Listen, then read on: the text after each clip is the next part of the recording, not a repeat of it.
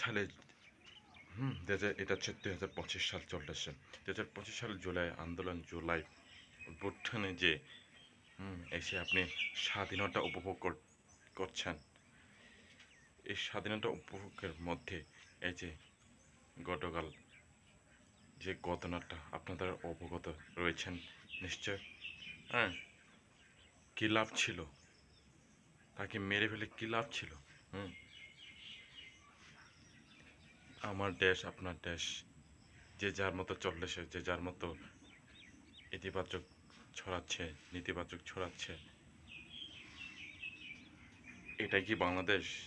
হ্যাঁ, আমাদের কি কোনো অধিকার নেই? হ্যাঁ, নয় নয় চাঁদা দে, নয় জীবন দে। এটা কোন ধরনের হিসাব? চাঁদা না পেলে কি তাকে জীবন দিতে হবে? এটাই কি বাংলাদেশ? হ্যাঁ, চাঁদা না পেলে কি তাকে জীবন দিতে হবে? এটার কোনো কথা? 2025 জুলাই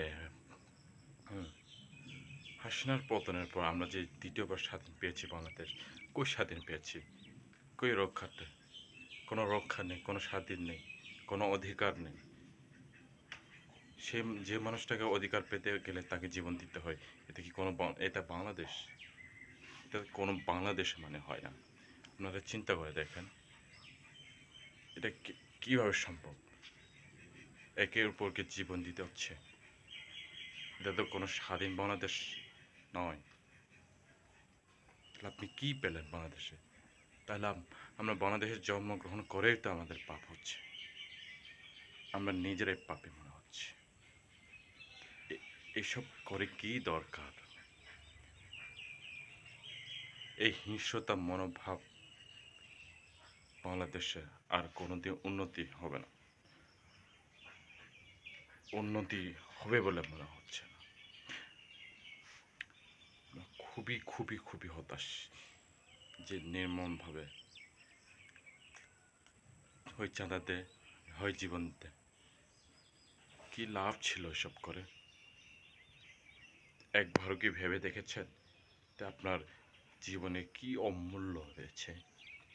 একবার কি ভেবেছেন কি লাভ ছিল এসব করে? আপনি যদি এই 2025 সালে এসে যদি আপনি স্বাধীনভাবে চলতে পারছেন বলে মনে করছেন, তাহলে খুবই ভুল, খুবই ভুল, খুবই ভুল। আমরা রাস্তাঘাটে বের হতে গেলে কোনো একটা চাঁদাবাজি দিতে হয়। সেই চাঁদা না পেলে কি তাকে জীবন দিতে হবে? ভেবে দেখুন কি লাভ ছিল এসব করে? খুবই হতাশ আমরা, খুবই হতাশ।